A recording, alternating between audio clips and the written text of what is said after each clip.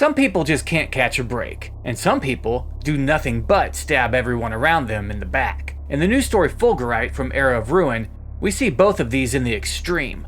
It's one of those stories that brings everything that came before it full circle and ties it all up nicely with a neat little bow on top. And it's grimdark as hell. After everything he's been through, Barthusa Narek is making his way through the wasteland that used to be Terra, during the end stages of the greatest conflict humanity had ever known, the Horus Heresy. And if you followed this story through the series, then you'll know what kind of nightmare he's had to go through to be there, Fulgarite dagger in hand. A Loyalist Word Bearer, fighting first in the ranks of the traitors, keeping his head down, but taking a serious wound on Istvan, then hunting John Grammaticus, searching for the Fulgarite. He was then on Macragge with the Word Bearers, setting him up, trying to frame him. He went through a lot, and that was before he was discovered next to Vulcan's corpse and accused for his murder. Yeah, Neric went through a lot before this story even started, and it doesn't let up once it begins. We're just catching up with the guy who's been put through the ringer again and again. A traumatized, battered, demoralized, loyalist son from a traitor legion. He's had to fight for everything he hates to hold on to what he believes in, and kill those he agreed with in order to remain alive, betraying everything just to put himself in position to achieve his great goal. And that goal is to kill his father, Lorgar. He'd walk through fire to get the Fulgarite, as it could end a Primarch, and he could use that to achieve his goal. So of course his fate becomes intertwined with that of the Perpetuals, especially John Grammaticus. But he isn't on someone else's trip, he's on his own. Neric walks through the wasteland, having gotten away from salamanders, ultramarines, word bearers, and others who hunted him, infiltrating the ranks of his own legion and making planetfall during the invasion of Terra. Neric then kills his whole squad that he deployed with. He takes what weapons he needs and heads off into the wasteland, believing that the Fulgarite was telling him which direction to go, that the Emperor was literally speaking through it in order to bring him to Lorgar. Like a compass, it always pointed to Lorgar. At least that's what Neric believed, and bet everything on. But remember, I said this is grimdark. So he wanders through the wasteland and avoids everyone and everything he can. And if he can't avoid it, he pretty much has to take it out. Whether loyalists that survived the assault and are behind enemy lines, lost in the fog of war, or his own legion, who are hell-bent on tearing down the throne world and casting the Emperor down. Neric was forced to dispatch those he called brother, and those he ideologically agreed with as well. Neric is carried on only by his singular purpose, to kill his father, the Aurelian, the Primarch who cast the Imperium into the maw of chaos. I love loyalist characters from Traitor Legions. It's probably one of my favorite things in the lore ever. So, Neric is making his way toward the position that he believes the Fulgarite is telling him to go to. Makes friends with some regular army troops and rides in their Taurochs. I don't explicitly recall if they were actually loyalists or traitors. I believe they were actually loyalists. Either way, they were deserters. And eventually Neric comes upon a group of Astartes that are super mutated, like animal people. Island of Dr. Moreau style. They have canine, feline, bovine, and other types of heads. He notes that there's enough still of them intact that he can make out that they are all in fact Emperor's children. Neric is able to take them out, but not easily, and he believes that it is basically because they are so debased.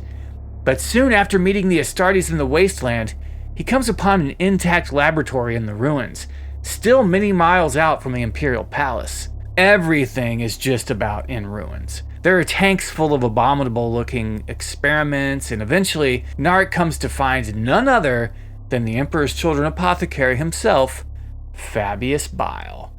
And Bile is working on a giant, mutated, dead-looking, lumpy, tumor-infested slab of meat with white hair.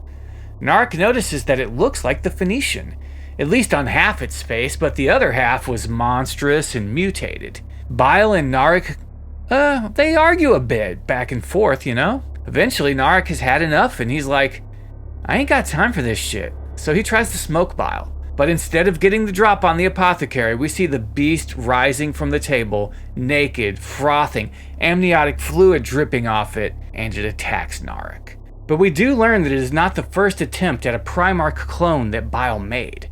as Fulgrim had asked him to clone Ferrus Manus before that, but he couldn't as he didn't have a pure sample or something originally belonging to Manus, as in a DNA sample. They tried to reverse engineer his DNA and it resulted in abomination, just like the beast that resembled Fulgrim but was coming for Neric. Bile escapes, of course, and Neric has to deal with the monster, and it was not easy to beat, but he's the protagonist, so of course he overcame it.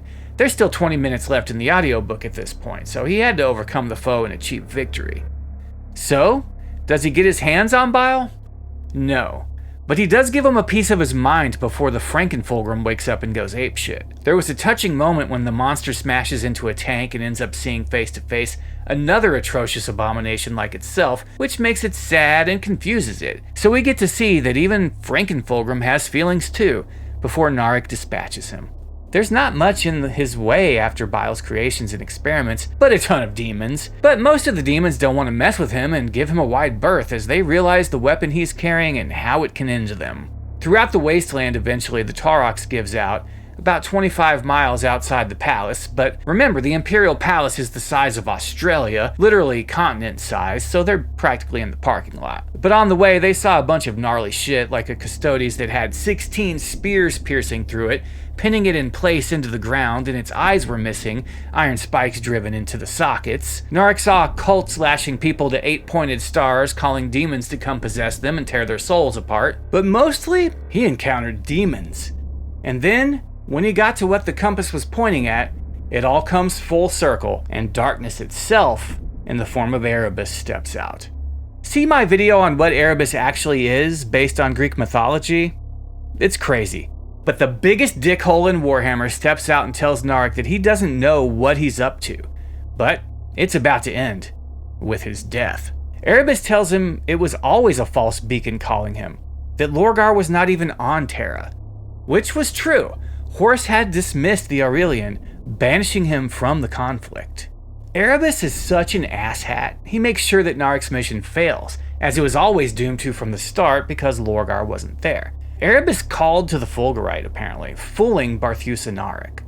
Neric has walked across the galaxy, through fire, fought friend and foe alike, killed brothers, all to culminate in a moment that Erebus engineered. A false moment. A fake-out. Neric's mind reels with the implications. Everything he's fought for has been for naught. And Erebus has inadvertently, or perhaps not, caused the Fulgurite to end up on the path it was destined to be on, where it needed to be, rather than buried in the heart of the Urizen.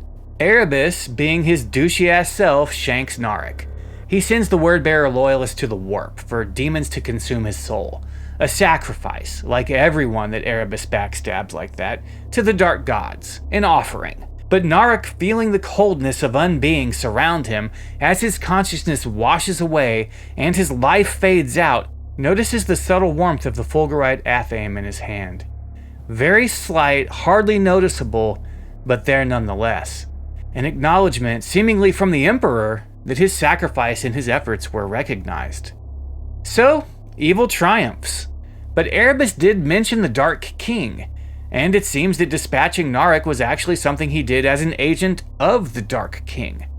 That would mean that Erebus is the agent of the Emperor's dark side, just as Samus is. Which does track and does make sense. Who else wants the galaxy thrust into eternal endless war, churning out death and destruction on a scale that makes the Horus Heresy pale in comparison? And that's just standard operating procedure for the Imperium of the 41st millennium, under the leadership, the stewardship, of the Lord Regent Rabute Guilliman. Whatever it is that Erebus truly wants, and I don't think he's really been straightforward with anyone about that, even the gods, even himself, but whatever it is he's really serving may just be the Dark King, which is honestly a pretty huge twist. And it does make sense. When he shanked Loken, it was theorized by many that it was Samus that was created in the warp. Others seem to think Draknian. But I'm on the Samus train, as that seems to make the most sense to me now. And now I am doubly convinced that Erebus is the agent of the Primordial Annihilator. That's who he's ultimately serving. The Dark King. As Samus is said to be the greater demon of the Annihilator, and a servant of the Dark King, we can infer that they are one and the same,